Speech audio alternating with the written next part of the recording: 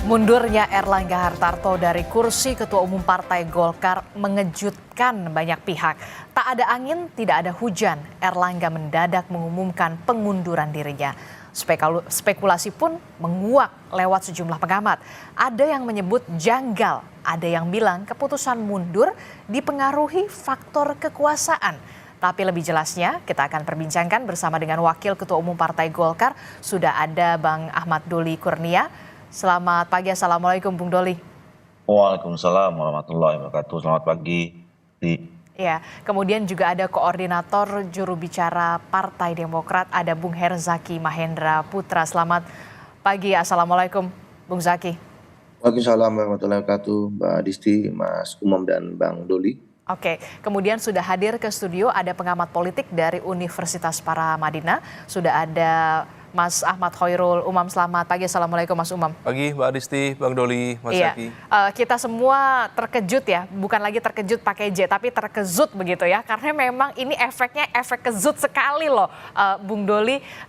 Weekend kemarin akhirnya ada video yang mengatakan Pak Erlangga resmi untuk mengundurkan diri demi keutuhan Partai Golkar dan juga untuk demokrasi harus dikawal dan terus harus dikembangkan.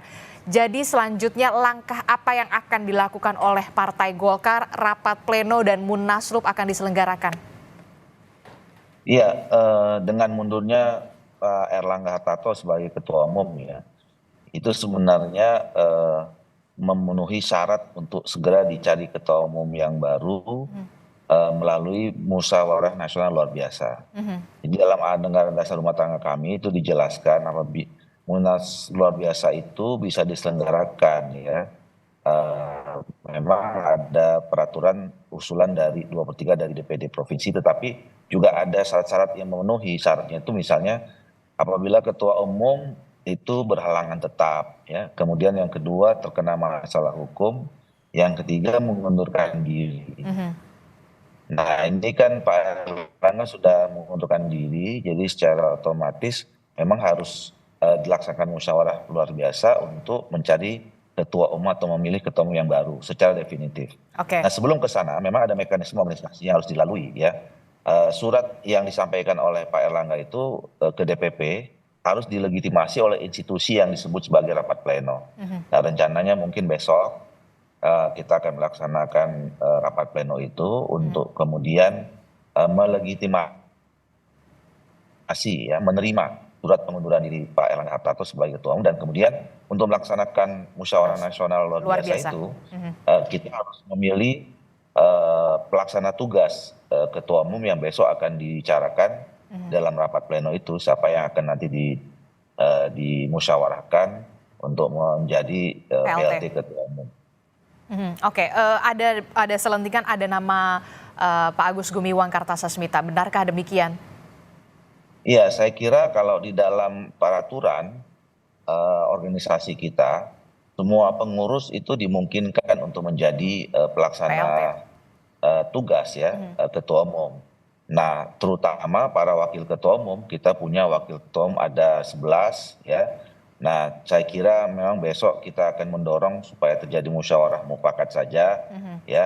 Toh ini juga cuman hanya mengantarkan kan munas, dan menurut saya tidak perlu lama-lama karena semakin lama nanti makin organisasi ini kan harus juga harus dijalankan dengan ajak gitu. Nah, jadi pelaksana tugas itu tugasnya hanya melaksanakan menggelar ya persiapan munas. Dan munaslup bulan ini juga akan dilakukan atau diselenggarakan? Munas dilaksanakan. Bung Doli. Kenapa? Munaslup bulan ini juga akan diselenggarakan sebelum adanya pembukaan pendaftaran nanti, KPU 27 Agustus. Iya, tergantung besok ya. Biasanya itu kan langsung dipimpin oleh ketua umum atau pelaksana tugas yang baru kan. Dalam anggaran dasar rumah tangga kita adalah penanggung jawab munas itu adalah ketua umum ya, atau munaslup ya, penanggung jawabnya adalah pelaksana tugas ketua umum. Jadi besok setelah terpilih pelaksana tugas ketua umum itu ya nanti sang pelaksana tugas itu yang akan menentukan atau membuat rapat lagi ya untuk menentukan kapan tanggal Munas yang paling tepat, kemudian dibentuk panitianya dan kemudian berjalan persiapan terlaksanalah Munas klub itu. Oke, karena kan ini kita menjadi bertanya-tanya ya, karena sebentar lagi hanya 2 minggu menjelang pembukaan pendaftaran KPU soal bakal calon gubernur ini. Mungkinkah Munaslup ini akan diselenggarakan benar-benar dengan tempo yang secepat-cepatnya atau sesingkat-singkatnya? Ya, alhamdulillah ya Partai Golkar ini sebagai partai tertua, kita juga sudah punya banyak pengalaman ya pasang surut perjalanan partai kami ini, Partai Golkar ini.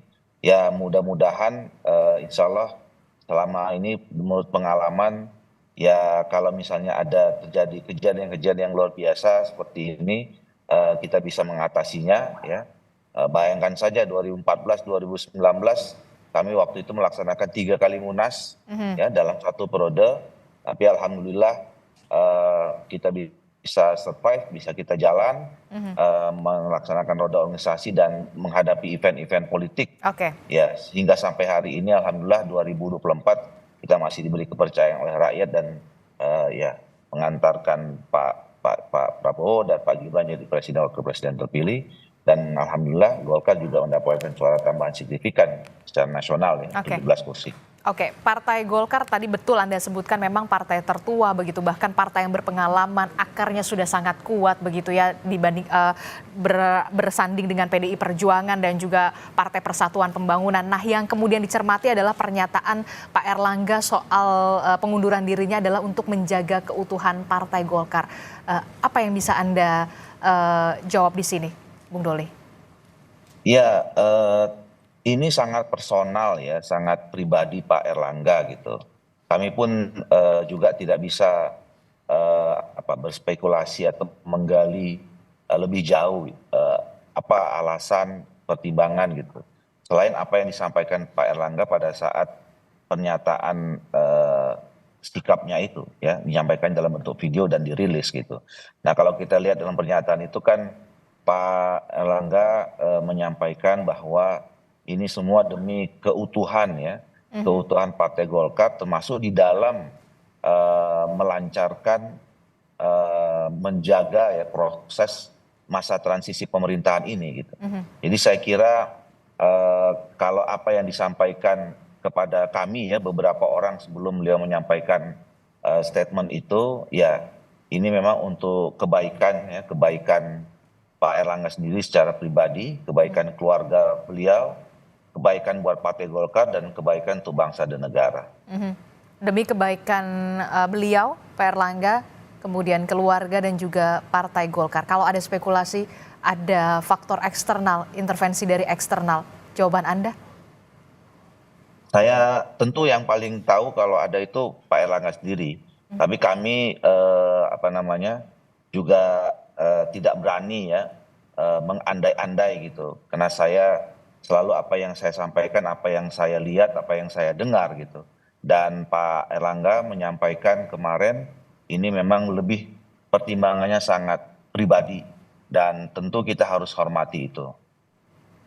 Oke, kita tetap harus menghormati apa yang sudah diputuskan oleh Pak Erlangga untuk mundur dari jabatannya sebagai Ketua Umum Partai Golkar, termasuk langkah yang akan dilakukan oleh Partai Golkar setelah ini melaksanakan rapat pleno dan juga menyelenggarakan Munaslup begitu ya untuk Ketua Umum Partai Golkar yang baru begitu. Saya ke Bung Herzaki. Bung Herzaki, respon dari Partai Demokrat ketika mendengar ini apakah terkejut atau bagaimana?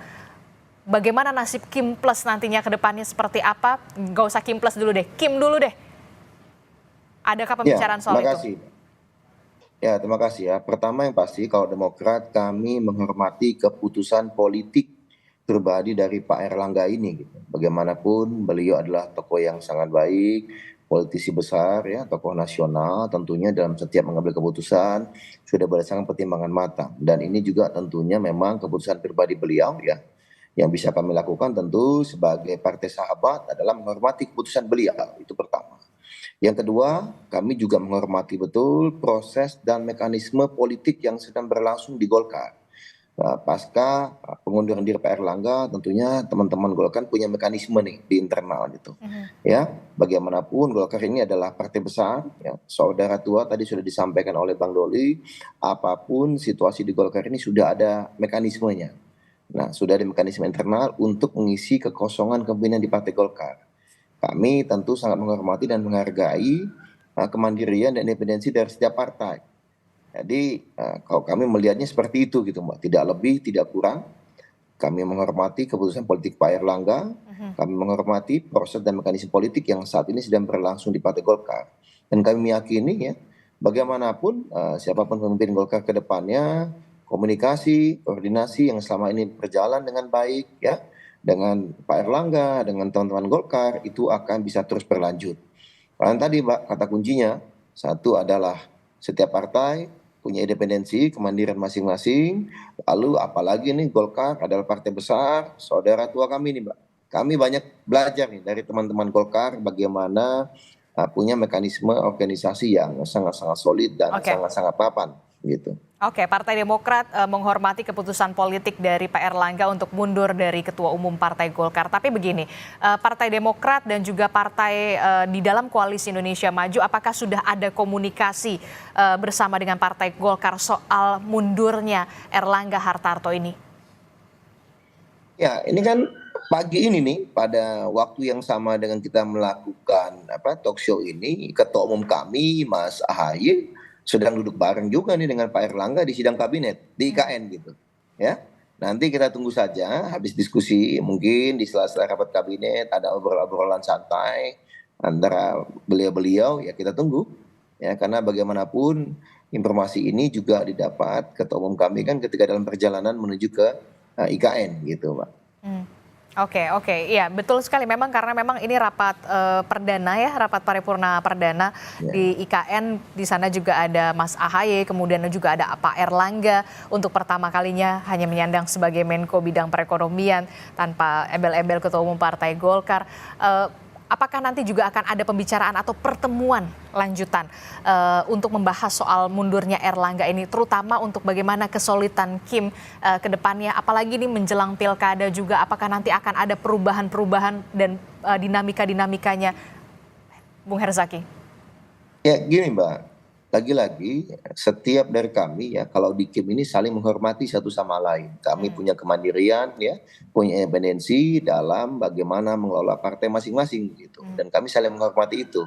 Jadi dengan siapapun nanti komunikasi yang akan dilakukan oleh teman-teman Demokrat dengan teman-teman Golkar maupun dengan teman-teman Kim lainnya, itu semuanya tentu menghormati mekanisme dan proses internal di masing-masing partai. Sebelum ini komunikasi kami kan dengan Pak Erlangga ya, ketua umumnya, dan juga kayak Bang Doli ini dan teman-teman yang lain termasuk dengan Sekjen. Nah, nantinya kan tentu organisasi Golkar memutuskan siapa nih yang akan kemudian katakan tadi menjadi pelaksana tugas atau pelaksana harian atau apapun itu istilah internal teman-teman Golkar ya, siapapun itu tentu disitulah ketua umum kami dan juga elemen-elemen partai lainnya di Kim akan berkomunikasi dan berkoordinasi gitu Mbak. Gitu. Oke, termasuk juga tidak ada kekhawatiran soal ini masih solid nggak sih sebenarnya Kim ini? Ya solid lah, ya solid. Kita ini partai penguasa loh Mbak, ada 2024 sampai 2029. Soalnya 2 ya minggu lagi loh menjelang pendaftaran, tiba-tiba ada dinamika semacam ini. Yang tadi saya bilang efeknya benar-benar terkejut ini, bukan pakai J lagi, pakai Z. Ya kalau kami melihatnya begini ya, tadi keputusan pribadi ya Mbak. Keputusan pribadi itu kan kami tidak tahu gitu kan seperti apa. Tentunya kita semua hormati, beliau ini orang baik, tokoh besar, tokoh nasional gitu ya. Dan tentu tadi kami meyakini teman-teman Golkar ya itu juga partai besar, saudara tua kami punya mekanisme sendiri ya, mekanisme internal, dan kami sebagai sahabat tentunya memaklumi apapun ya proses yang dihadapi dan kami menghormati itu gitu. Gak ada nih kok kami melihat gak ada kaitannya dan relevansinya dengan keutuhan Kim ya, atau kemudian terkait dengan rencana-rencana pilkada atau apa, enggak ada. Kalau kami ini di Kim biasa saja sebenarnya dalam konteks pilkada ini, ada yang bersama, ada yang tidak bersama, itu wajar saja, dan menurut kami agak jauh nih kalau kita mengaitkan keputusan pribadi Pak Erlangga dengan soliditas Kim. Ini kalau dari kami ya, teman-teman Demokrat melihatnya, karena komunikasi terus kami jalankan dengan teman-teman Golkar maupun teman-teman PAN dan juga teman-teman Gerindra gitu. Oke, baik. Saya ke Mas Umam. Mas Umam, apa sebenarnya yang terjadi dari Partai Golkar ini? Partai tertua, partai yang mungkin sangat berpengalaman begitu, dan kita semua terkejut dengan apa keputusan politik yang diambil oleh Pak Erlangga. Tapi kita semua tentu saja menghormati. Anda membacanya bagaimana? Iya, memang tidak mudah ya. Ada cukup spekulasi besar di balik kemunduran Pak Erlangga ini. Tetapi ini membuka sebuah ironi yang juga sangat luar biasa. Kenapa Anda menyebutnya ironi? Ya, sebuah ironi besar karena seorang Erlangga Hartarto sebagai ketua umum memiliki catatan prestasi yang cukup gemilang. Bahkan dalam Pileg kemarin Golkar mengalami lonjakan elektabilitas yang cukup signifikan. Dari 12 menjadi 15%, kemudian mampu meningkatkan sekitar 17 kursi di Senayan. Kemudian itu setara dengan sekitar 18%. Di bawah kepemimpinan Erlangga. Di bawah kepemimpinan Erlangga. Artinya dari sisi capaian kekuatan politik, itu sebuah capaian gemilang. Di saat yang sama, Golkar juga memiliki kontribusi yang cukup besar, bahkan paling besar dalam konteks pemenangan Pilpres yang kemudian mengusung Prabowo Gibran di Pilpres yang lalu. Artinya dari sisi makropolitik sebenarnya cukup settle bagi seorang Erlangga.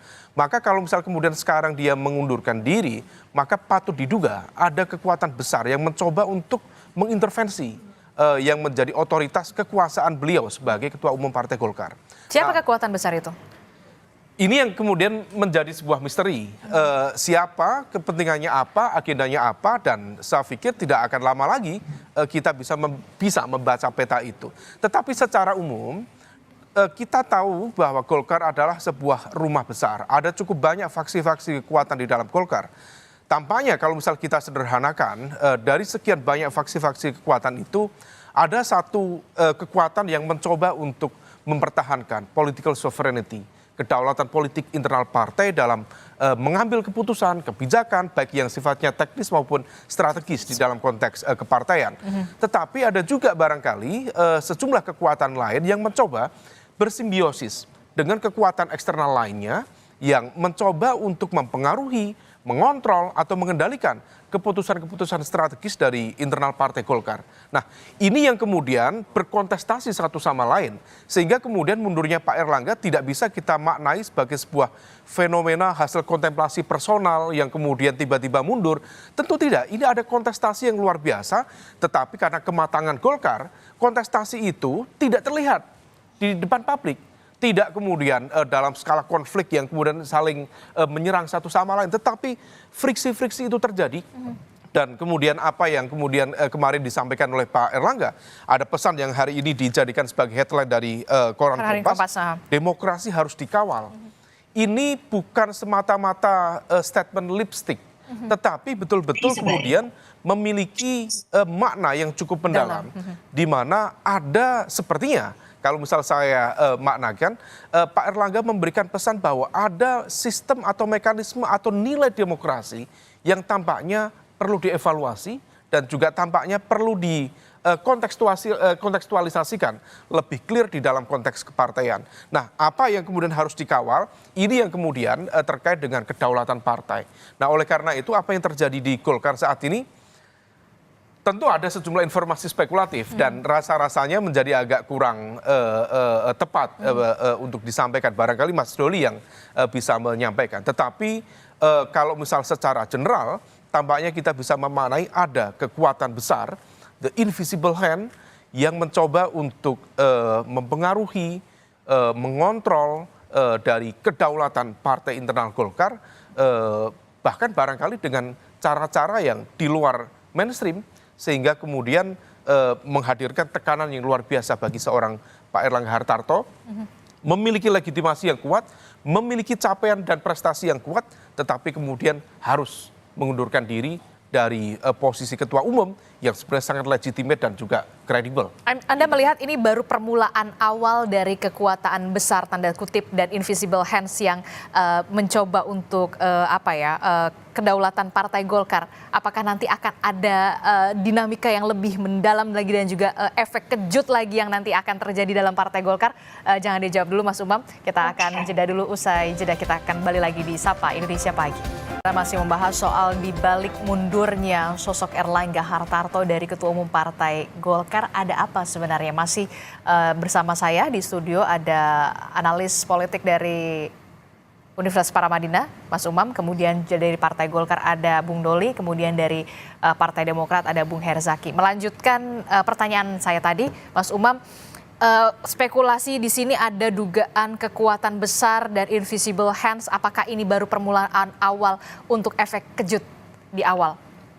Iya, kalau misal kita cermati dinamikanya, memang ini tampaknya bertalian ya dengan dinamika yang ada di pilkada. Apalagi kalau misal kemudian kita cermati rencana Munas Partai Golkar itu sendiri akan dilakukan pada bulan Desember. Sekarang Agustus ke Desember itu waktu yang sangat dekat itu. Tetapi kemudian mengapa ada sense of urgency bagi seorang Pak Erlangga untuk mengundurkan diri per hari ini? Dan besar kemungkinan salah satu dinamika pemicunya adalah terkait dengan konstelasi politik di pilkada. Tampaknya ada kekuatan yang mencoba untuk men-take over sekaligus juga memastikan bagaimana komposisi kekuatan di sentra-sentra tertentu, terutama pilkada di wilayah yang cukup strategis. Nah ini yang kemudian tampaknya memiliki implikasi politik yang lebih lanjut. Dan khawatirnya kalau misal kemudian upaya untuk mendisiplinkan itu menggunakan kekuatan-kekuatan bukan hanya politik tetapi juga instrumen hukum dan sebagainya. Nah ini yang kemudian perlu diantisipasi. Dan kalau misal kemudian itu sebagai fenomena permulaan, yang menjadi concern adalah kalau misal memang betul bahwa spekulasi adanya kekuatan besar yang mencoba untuk mengintervensi partai sebesar Golkar, maka kemudian pertanyaan selanjutnya terkait juga dengan pesan dari Pak Erlangga bahwa demokrasi harus dikawal. Pertanyaan selanjutnya, bagaimana kemudian nasib partai-partai yang lain? Apakah kemudian akan ada operasi politik serupa yang kemudian berpotensi mengancam atau mendiskreditkan kredibilitas juga legitimasi dari kekuatan partai politik yang seharusnya independen, tidak diintervensi dan memiliki judgement secara konstitusional untuk bisa tetap berdiri secara independen. Nah ini yang kemudian praktik berdemokrasi yang harus dikawal sedemikian rupa sehingga pesan dari Pak Erlangga itu menjadi sangat penting dan juga relevan. Bagaimana respon Anda, jawaban Anda Bung Doli soal spekulasi ada kekuatan besar invisible hands yang kemudian merasuk ke Partai Golkar, termasuk juga pesan yang begitu mendalam sekali yang disampaikan oleh seorang Erlangga Hartarto yang mengatakan bahwa demokrasi ini benar-benar harus dikawal. Iya, saya kira tadi seperti yang saya sampaikan bahwa saya tidak mau berspekulasi ya. Kami hanya menjelaskan atau menyampaikan apa yang saya lihat secara langsung gitu. Secara institusi kami tidak pernah merasakan ada upaya-upaya untuk kemudian masuk ya apa tadi disebut sebagai invisible hand dan segalanya gitu. Karena alhamdulillah sampai hari ini kan partai ini berjalan dengan sebagaimana biasanya menjalankan sebuah organisasi ya. Dan apa namanya itu yang pertama. Yang kedua saya kira apa yang pesan yang disampaikan oleh Pak Erlangga itu kan pesan yang sangat bagus ya buat kita semua bahwa kita sebagai negara yang sudah memilih sistem politiknya adalah sistem demokrasi tentu harus kita tumbuh kembangkan terus ya.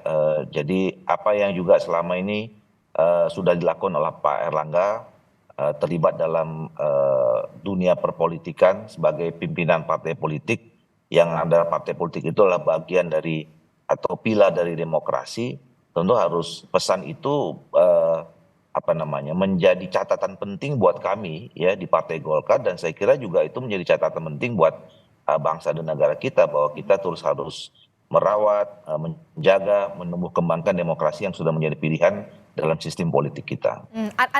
Anda tidak melihat ada pesan yang sebenarnya ingin disampaikan oleh seorang Erlangga Hartarto dengan demokrasi ini tetap harus dijaga? Saya kira itu pernyataan yang tadi pernyataan normatif sebagai tokoh politik, sebagai pimpinan partai politik selama ini yang memang bergaul beraktivitas ya di lingkungan sistem demokrasi kita. Jadi Pak Erlangga saya kira juga sudah merasakan langsung ya bagaimana pentingnya demokrasi kita harus terus kita jaga supaya memang rakyat itu betul-betul punya kedaulatan dalam setiap keputusan-keputusan penting rakyat harus terlibat dan aspirasi rakyat itu yang harus kita perjuangkan. Oke, termasuk juga yang kemudian menjadi pertanyaan mungkin juga dari calon kepala daerah yang kemudian diusung oleh Partai Golkar. Ini bagaimana nasibnya dengan mundurnya seorang Erlangga Hartarto? Partai Golkar seperti apa bisa memberikan apa ya jaminan begitu ya, tidaknya Partai Golkar ini masih bersama mereka untuk pilkada ke depan? Ya, insya Allah tidak ada banyak perubahan ya. Seperti yang saya sudah sampaikan tadi malam pada saat press conference, saya menyampaikan juga kepada seluruh kader agar tetap terus bisa menjaga soliditas sampai ke tingkat paling bawah, dan terutama menghadapi pilkada, dan terutama kepada calon-calon kepala daerah, ya baik itu berasal dari kader Partai Golkar maupun juga kerjasama kita dengan kader-kader partai politik yang lain,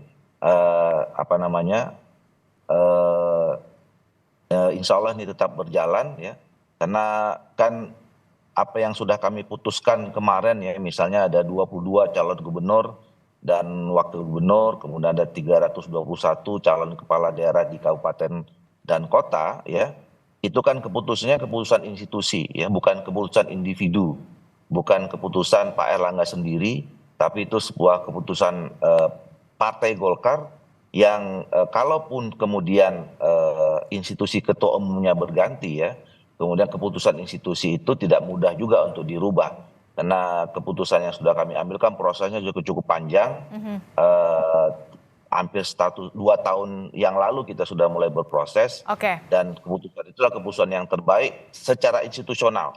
Jadi bukan keputusan pribadi per pribadi, dan di kami kan juga selama ini dalam menjalankan roda organisasi ini mengedepankan kolektif kolegial ya. Jadi semuanya dijalankan secara bersama sesuai dengan fungsi bidangnya masing-masing. Oke, termasuk juga bisa menjamin tidak akan ada perubahan soal peta calon-calon yang kemudian diusung oleh Partai Golkar dengan mundurnya seorang Erlangga Hartarto.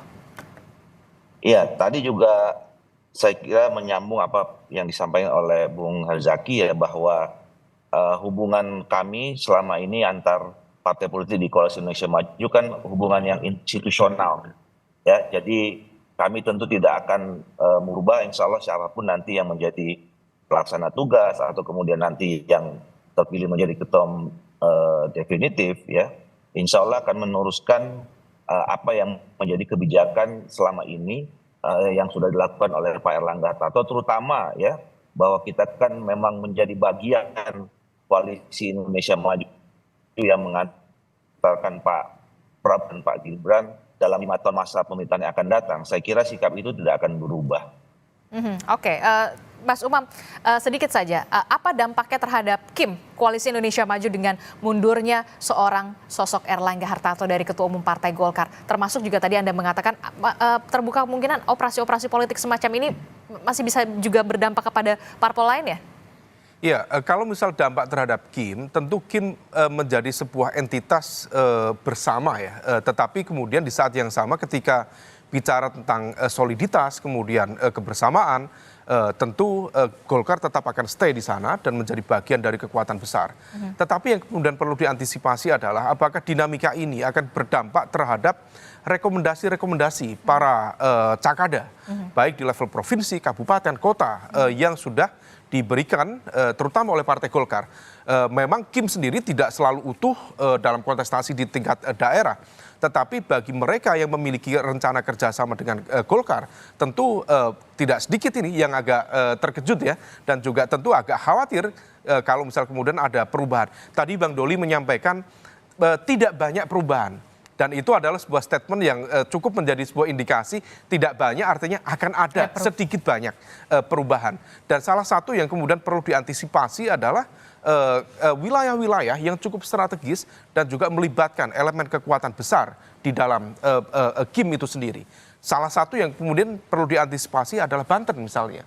Per hari ini ada upaya untuk membangun kerjasama antara Golkar dan juga PDIP. Kalau misal kemudian itu ternyata menjadi bagian dari implikasi dari dinamika internal di Golkar, maka besar kemungkinan akan terjadi evaluasi terhadap rencana kerjasama antara Golkar dengan PDIP. Nah, kalau misal memang itu terjadi, maka ini menjadi sebuah fenomena yang sangat luar biasa, karena dalam konteks Jawa, maka kemudian hampir bisa dipastikan PDIP akan tercorner semuanya, mulai dari Banten, Jawa Barat, kemudian Jakarta, termasuk di Jawa Tengah dan juga di Jawa Timur, hampir semua kekuatan Kim relatif cukup solid, bahkan menciptakan Kim Plus dengan menyisakan elemen kekuatan bernama PDIP yang seolah kemudian terpojokkan, tercorner dalam dinamika politik tersebut. Nah, ini yang kemudian perlu kita cermati, dan apakah betul misalnya sejumlah informasi spekulatif yang mengatakan bahwa rencana Munaslup akan dilakukan oleh teman-teman Golkar pada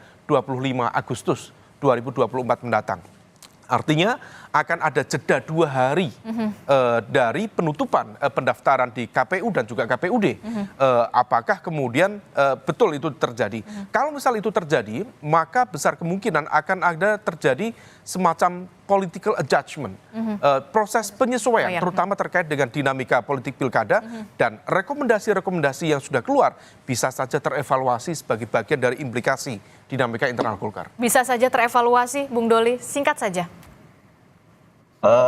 Saya kira tidak akan banyak, kalaupun ada perubahannya. Saya sebagai Korbit Pemenangan Pemilu yang selama ini menjalankan Untuk Pilkada Banten yang tadi sempat disinggung sama Mas Umam. Menjaga ya, kalau Banten kan memang kita belum putuskan, ya. Kami baru mencalonkan Ibu Airin, ya. Tapi yang saya katakan tadi, surat-surat atau keputusan yang sudah kami keluarkan itu kan adalah calon-calon yang sudah berpasangan dan sudah disepakati oleh partai politik yang lain yang tergabung dalam pengusung kedua pasangan itu. Nah, khusus Banten kami belum putuskan. Oke, tidak banyak perubahan tapi akan ada sedikit perubahan begitu ya? Ya, itu kan termasuk dinamis juga ya. 25 Agustus Munaslup, benarkah akan terjadi? Belum. Itu kita bicarakan besok, dan termasuk itu nanti akan menjadi kewenangan penanggung jawab Munaslup itu, yaitu PLT Ketua Umum. Oke, terakhir Bung Herzaki. Ya, tentu kalau dari kami melihatnya, ya, mari sama-sama kita cermati saja proses ini, dan dalam demokrasi di Indonesia setiap partai politik itu punya independensi dan kemandirian. Nah, ayo kita hormati saja. Teman-teman Golkar tentu punya mekanisme internal dalam berproses ini, ya. Kita tunggu, yang pasti Demokrat siap bekerja sama dan terus berkomunikasi dengan baik dengan teman-teman di Golkar, baik dalam konteks Kim, baik dalam konteks pilkada, maupun juga tentunya kita sama-sama akan fokus mengawal pemerintahan Pak Prabowo dan Pak Gibran nanti selama 5 tahun ke depan. Nah, ini kan menjadi janji kami kepada rakyat Indonesia, dan inilah yang akan kami wujudkan. Oke, termasuk tidak merasa khawatir juga Partai Demokrat ini akan ada sedikit berdampak terhadap partai politik yang ada di Koalisi Indonesia Maju dengan mundurnya Erlangga Hartarto? Enggak ada ini. Jadi tidak akan ada langkah antisipasi yang dilakukan oleh Partai Demokrat, dan Kim tetap solid ya kalau menurut Anda, Bung Herzaki? Iya, solid, tetap solid, terus komunikasi kok. Kan kita setiap hari hampir selalu komunikasi di berbagai tingkatan ya, baik di tingkatan ketua umum, di tingkatan waketum atau sekjen, ataupun teman-teman Bapilu misalnya, terkait dengan pilkada ini misalnya. Jadi ya selalu sejalan kok selama ini gitu ya, termasuk saling menghormati. Kalau misalnya kadang-kadang misalnya teman-teman Golkar punya jago lain, kami punya jago lain, kan wajar-wajar saja gitu kan. Yang paling penting nanti semua mengawal pemerintahan Pak Prabowo dan Pak Gibran 5 tahun ke depan agar selaras nih di setiap daerah gitu dengan visi misi Pak Prabowo dan Pak Gibran. Oke, kita akan tunggu bagaimana nanti rapat pleno yang akan dilakukan oleh Partai Golkar, termasuk juga menentukan kapan jadwal Munas luar biasa akan dilakukan oleh Partai Golkar untuk menentukan siapa ketua umumnya setelah sosok Erlangga Hartarto mundur dari ketua umum Partai Golkar. Terima kasih telah bergabung bersama kami, Bung Doli Kurnia dari Partai Golkar, kemudian ada Bung Herzaki dari Partai Demokrat. Mas Umam, terima kasih sudah bergabung di studio. Terima kasih Bapak-Bapak. Assalamualaikum, sehat selalu. Waalaikumsalam warahmatullahi wabarakatuh.